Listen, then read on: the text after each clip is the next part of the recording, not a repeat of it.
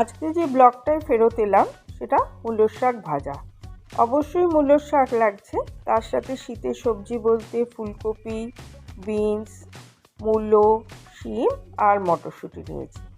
ফোড়নের জন্যে নিয়েছি সর্ষে ফোড়ন, হলুদ আর কাঁচা লঙ্কা। এটা কাঁচা লঙ্কা ফোড়নে করলে খেতে ভালো হয়। নুন আর তেল তো থাকলোই।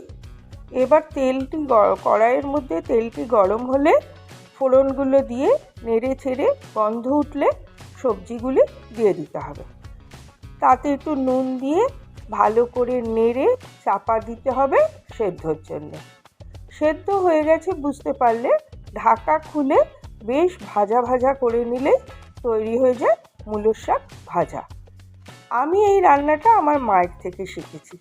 মা এটাকে মূলোর শাক ভাজা না বলে বলতো মূলোর শাক ছেঁচকি।